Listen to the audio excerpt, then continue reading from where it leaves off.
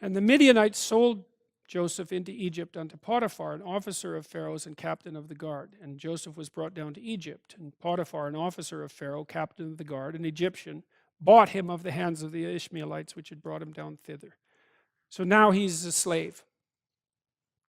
So now you'd think, well, this is a man who has a lot of reason to be irritated at the structure of reality, right? He's gone from being the favorite to being betrayed by all of his brothers. That's pretty rough. And then he's being transformed into a slave, and now he's being sold to work as a slave. So you'd think that would corrupt his character. Because one of the things, I think this is the case anyways, I think people are always looking for an excuse to have their character corrupted. Because if your character is corrupted, then you get to lie, and you get to cheat, and you get to steal, and you get to betray, and you get to act resentfully, and you get to do nothing. And that's all easy. It's easier to lie than to tell the truth. It's easier to do nothing than to do something. So there's always part of you thinking, well, I need a justification for being useless and horrible, because that'd be a lot less work. And so then if something terrible comes along, you think, aha, that's just exactly the excuse that I was waiting for. And then out all that comes.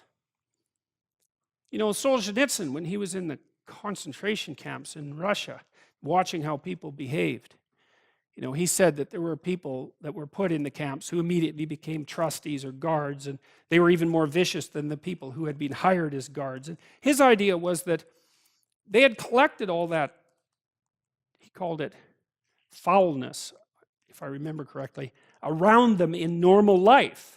But they didn't have the opportunity to express it. But as soon as you gave them the opportunity, it was like, there it was, right away. And so one of the messages that seems to echo through these Old Testament stories is that just because something terrible happens to you doesn't mean that you get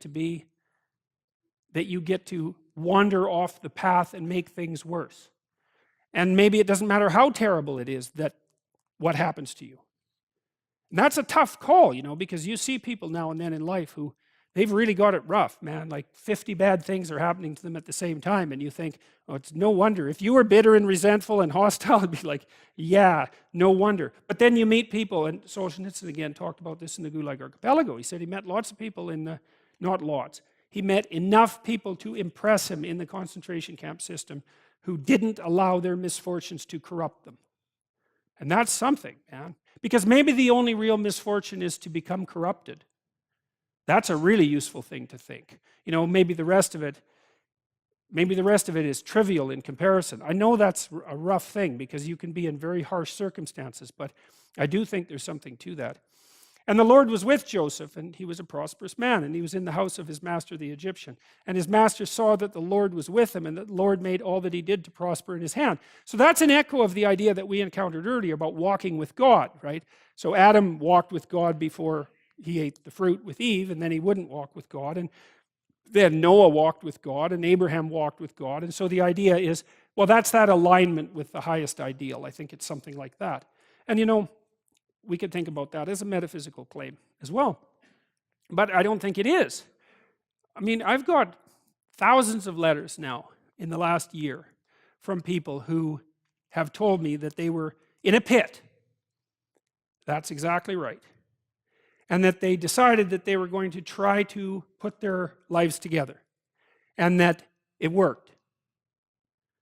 And so that's really something, and they write surprised. It's like, well, I decided that I was going to work hard at what I was doing, and I wasn't going to lie any more than absolutely necessary. I thought I'd give it a try for a few months, and all sorts of good things started to happen to me.